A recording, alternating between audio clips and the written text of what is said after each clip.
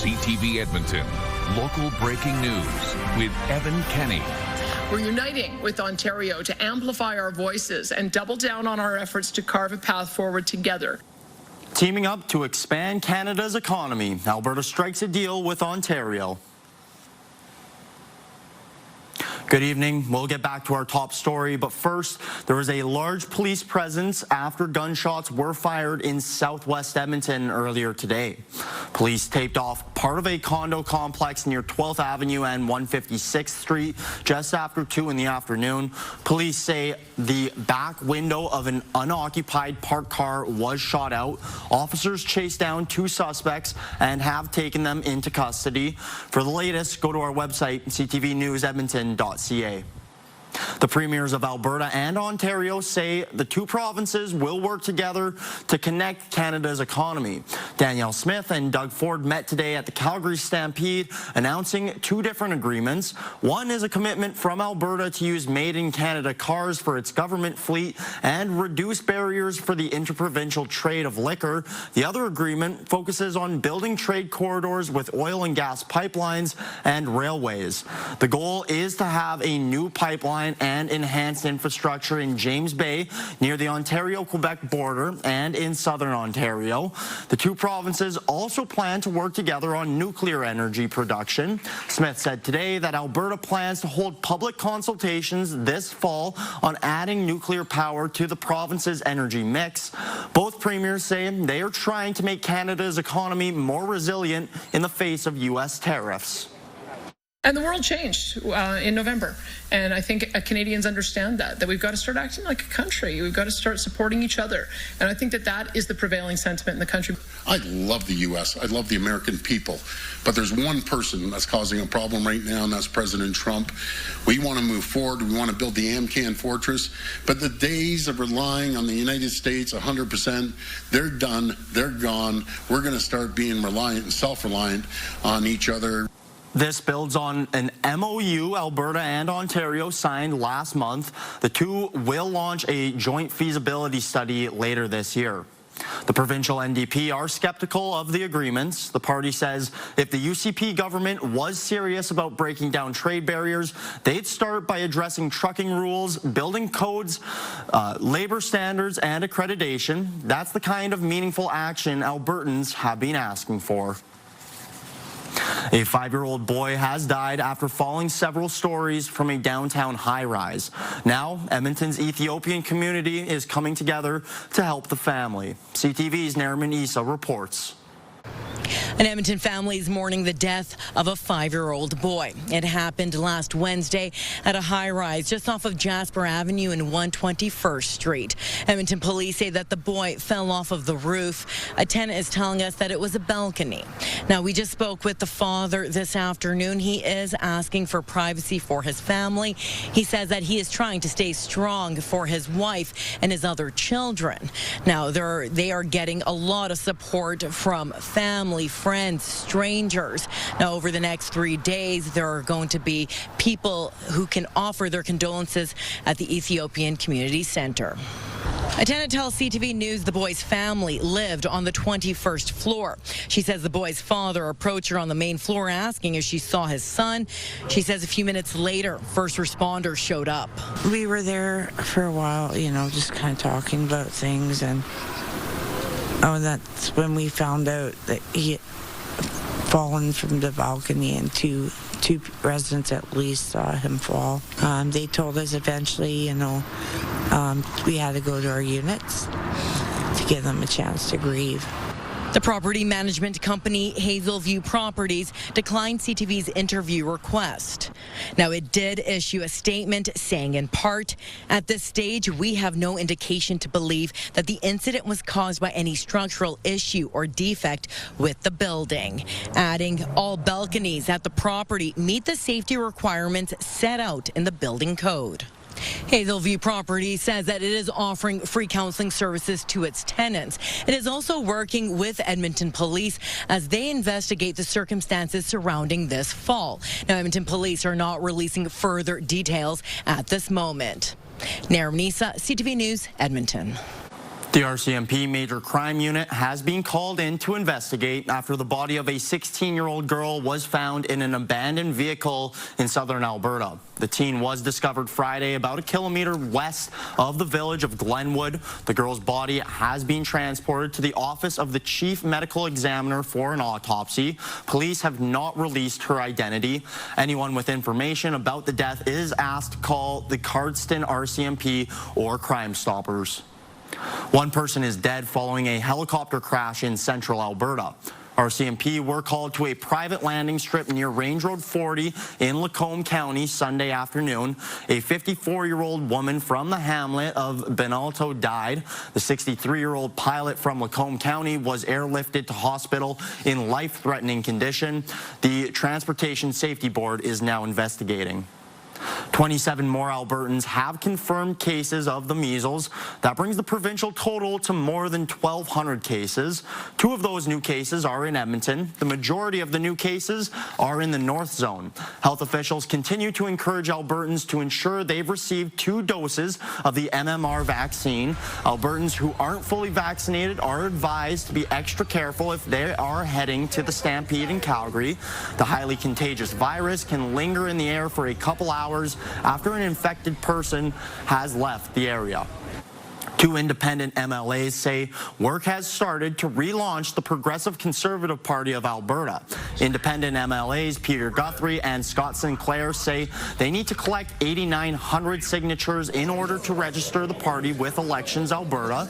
They hope to do that by November 27th. The PC party long dominated provincial politics in Alberta. It dissolved in 2017 when it merged with the Wild Rose Party to form the UCP. Guthrie and Sinclair, who were both removed from the UCP, say this party will be for people who no longer support the UCP. Albertans will reject the UCP, at least in my opinion, for the same reason that they voted for change back in 2015. That's to get rid of that misconduct and entitlement. Albertans, they need a trusted, legitimate, conservative option on the ballot in that next election. Guthrie and Sinclair say they will not solicit support from other UCP MLAs, saying they will need to decide for themselves what is right. Alberta Wildfire says the fire danger is currently low across most of the province, but we're not out of the woods yet. Hot weather over the next day or so could make it easier for new fires to start or existing fires to flare up. The majority of the 44 active wildfires in Alberta are being under control or being held. 13 are considered out of control. Fire crews are taking advantage of the conditions to contain those fires before the weather really heats up. We never put firefighters in the path of a extremely active wildfire. Is just not safe. But when the activity gets down to a level where it's smoldering along the edges of a fire, it's then safe to send crews and heavy equipment and that kind of thing in to build the containment lines. As always, Alberta Wildfire is also keeping a close eye on the potential lightning activity across the province. Blue-green algae has been found at a large lake northwest of Edmonton. The bacteria has been found in Lac St. Anne. Alberta Health Services says people should stay away from blooms and rinse off immediately if you come into contact with it. AHS says boiling the water will not make it safe to drink. Blooms look like fuzz or globs on the surface. They can be a variety of colors, not just blue and green. Alberta is joining the federal government's Canada Strong Pass by offering free or reduced admission to some provincial attractions. The Royal Alberta Museum is one of 13 museums and historic sites offering free admissions for anyone 17 and under until September 2nd. Entry is half price for ages 18 to 24. The Canada Strong Pass is offering free or reduced admission to national parks and historic sites this summer. Some of the other Alberta attractions offering free admission include the Royal Tyrrell Museum in Drumheller and the Reynolds Museum in Wetaskiwin. After missing the final games of the playoffs, Oilers forward Zack Heyman is getting back in the swing of things. The Toronto native is back in the GTA for his annual charity golf tournament. This event is in its 6th year. It's seeing participants mix with athletes and celebrities while raising money for charity. It's extremely important. It's extremely important for me and my family. It's very much a family event. And it's incredible to see the amount of volunteers, 6 years, and they keep coming back, and they really make this event happen, and especially all the people who donate and who are playing in the tournament. We have to thank them as well. And yeah, it's been an incredible 6 years, and excited to be back. The tournament has raised nearly $3 million for a number of different organizations, including Sick Kids Hospital. A Toronto hockey team has captured top spot at the annual Brick Invitational Hockey Tournament. Toronto Pro Hockey defeated the BC Junior Canucks 2-1 in overtime this weekend at the Ice Palace in West Edmonton Mall. The tournament hosts the best 8, 9, and 10-year-old hockey players representing teams across North America. These 8, 9, and 10-year-olds are quite amazing. They're doing everything they do out there because of the love of hockey. They want to get better. They give every shift they have. The people can see they are trying so hard. Now, earlier in the day, the best eliminated players took part in a Canada versus U.S. game. Team Canada won 16-6. The city is giving people a chance to test drive e-bikes and scooters for free before they pay for a ride. A Street Sparks event was held at Booster Juice Recreation Center over the weekend. People got to try out e-bikes and e-scooters to get the hang of them. Bird, Lime, and Neuron representatives were there to answer questions. The city says people who use them feel a lot of benefits. Things like e-bikes are really accessible. The electric assist helps people get around, maybe further distances, maybe up hills a little bit more easily. And it also helps people get out and take advantage of the trail. A second Street Sparks event will be held on Saturday, July 19th at Mayfield Park. A couple in Edmonton have just finished building a one-of-a-kind miniature model with several difficult yet delicious details. CTV's Connor Hogg has this love story made out of gingerbread.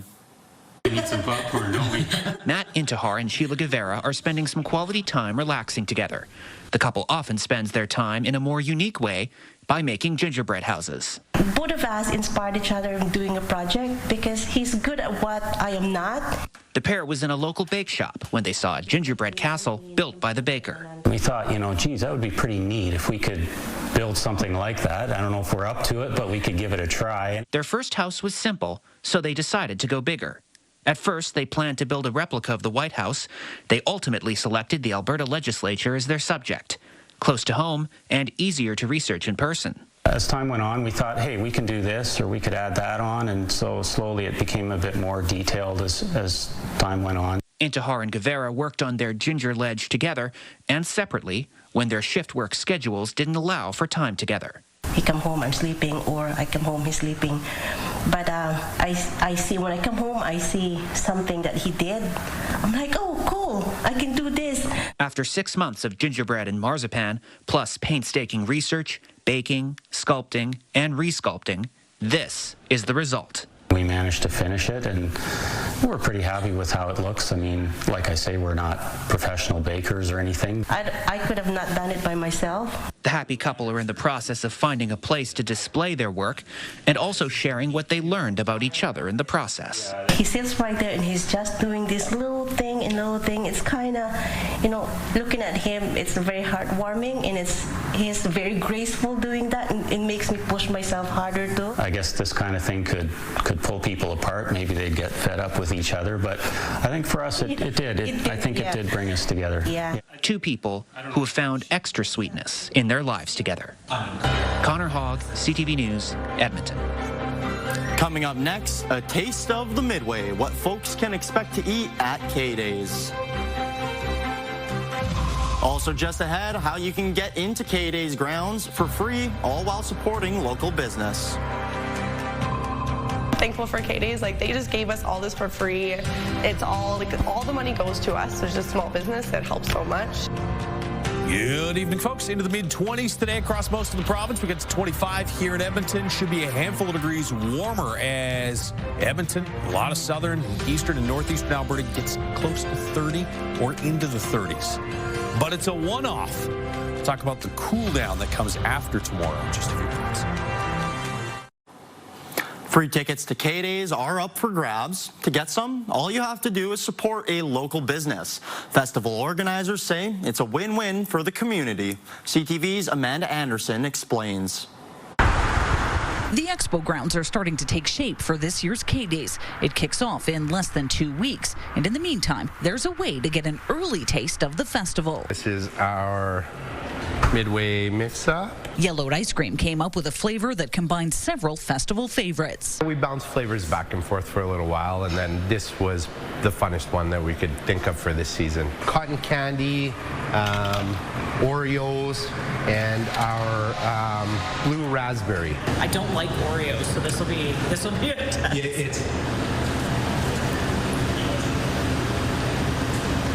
That's actually pretty good.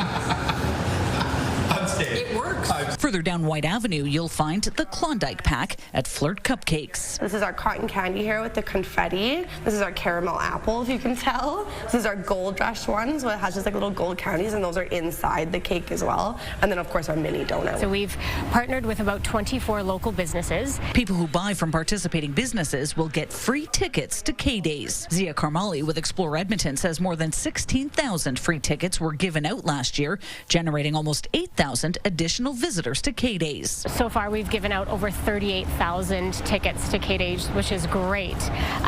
Being able to support these businesses in that way is phenomenal. Last year, we saw $125,000 worth of direct sales coming in to support these local businesses. She says the benefit for Kdays is attracting more people to the festival, while for businesses, it means exposure. We've given over 1,200 tickets away. I think it's great for both of us. I think it's exposing us to an audience that otherwise may not even know that we're here. We're just a very small business. And we're so thankful for Kdays. They just gave us all this for free. It's all the money goes to us. There's just small business. It helps so much. The program runs until July 27th. Amanda Anderson, CTV News, Edmonton. Kdays is the place to be this summer for people who love dill pickles. The fair is once again serving up an assortment of adventurous and unexpected foods to try. More than 35 new food items will be served across the Edmonton Expo Center grounds. That includes ramen burritos, peanut butter and jam chicken waffle cones, cowboy candy mango soft serve, and plenty of pickle-flavored items. The dill pickle donuts sound delightful. Also, ice cream nachos. I mean, who doesn't love nachos and who doesn't love ice cream? And on a hot summer day, you know, that might be something really cool to check out. Visitors can vote on their favorite new foods in a number of categories, including sweet, savory, and people's choice. Dozens of athletes from Texas are here in Alberta this week competing in the Stampede Rodeo. With deadly flooding continuing across their home state, they're keeping a close eye on what's going on back home. CTV's Glenn Campbell reports. Ty Harris is on fuego! Ty Harris got off to a great start in tie-down roping. He had the best time of the day.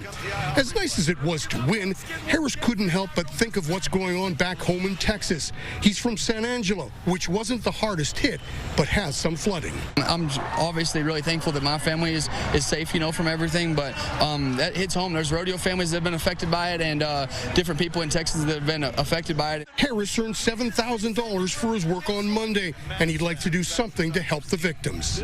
You know, I always tithe 10% of what I win, whether it's 10% of what I win to I don't know if there's going to be a foundation or a GoFundMe or a Reese. I really don't know what's going on yet, but it was on my mind coming up here. Ty's brother Joel is also competing in tie-down roping. He says there's been some damage in San Angelo, but not nearly as badly hit as some other areas.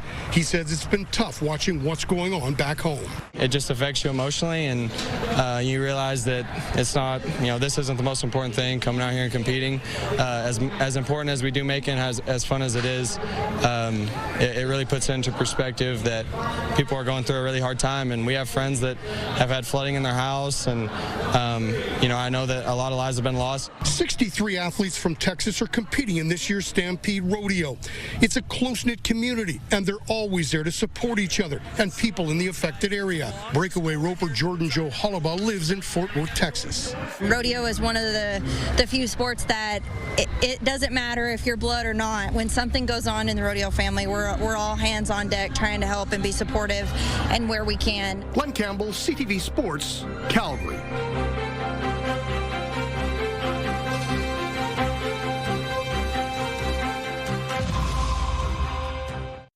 Programming brought to you by James H. Brown Injury Lawyers, the heavy hitters of injury law. Welcome back. A couple degrees above average today, 25 degrees, and should get to 30 tomorrow. You get some heat being pumped in out ahead of that big upper level low, but watch how quickly this slides east. So already by Wednesday, you've got the warmest air moving off to the east of us, and there will be a little bit of a cool down behind that system into Wednesday, Thursday. Not cold, but back into the low 20s for daytime highs. Looks like we'll see a bit of cloud cover tomorrow morning in and around the Edmonton area off to the west. We'll see some scattered showers here across parts of the north. The best chance is going to be late in the day tomorrow for some showers and thunderstorms to start to develop. Not so much here in the Edmonton area. We're under mainly sunny skies for most of the day, but there will be a couple isolated cells further to the north. And then the best chance for showers and thunderstorms stays north of Edmonton through the evening hours, but I put a slight risk in the forecast for the Edmonton region. Wednesday morning, there's some overnight thunderstorms possibly up around Fort McMurray. This is about 1 a.m. Wednesday. Wednesday morning, some increased cloud cover through the Edmonton region. This model doesn't have showers for the Edmonton area Wednesday morning. Some of the Canadian models do have some shower activity, so again, I put a slight chance of some showers into the forecast for Wednesday morning. Best chance is going to be for those to be south of the city. So tomorrow night, best chance for storms is north of Edmonton, and then Wednesday, best chance for showers will be south of Edmonton. 13 degrees in Fort McMurray tomorrow morning, 11 in Grand Prairie and Red Deer, into the mid-teens for a morning low in Edmonton. Highs near 30 across the northeast. Mid to upper 20s in the northwest, 30s for Red Deer, Lloydminster, and Coronation, mid-30s in Medicine Hat, where we have a heat warning in effect. After one day, around 30 tomorrow, you get cool down. 23 and 21 for Wednesday and Thursday. No heavy, steady rain, but that slight risk of an evening thunderstorm tomorrow and a 30% chance of a shower, especially early in the day Wednesday. After heating back up into the mid-20s Friday, Saturday, temperatures return to the low 20s early next week. That is your forecast. Politicians of all stripes have been visiting Calgary for the Stampede. On Saturday, Prime Minister Mark Carney flipped some pancakes in a cowboy hat. It didn't really go as planned. Better not. I'm going to do another one. I got another one. I'm practicing. I got a little cocky there. This is Carney's first trip to the Stampede as Prime Minister. He was at a Liberal Party fundraiser Saturday afternoon. A Canadian couple is proving that obstacles can be turned into opportunity. CTV's Adam Swatsky has more on how a problem tree ended up delighting a neighborhood with some thoughtful pruning. Every time she backed up her car, the head on the swivel really a lot. Tracy Ferreria's view of the oncoming traffic was blocked by that bush. It was a bit of a challenge, safety-wise. But Tracy didn't want to cut it down.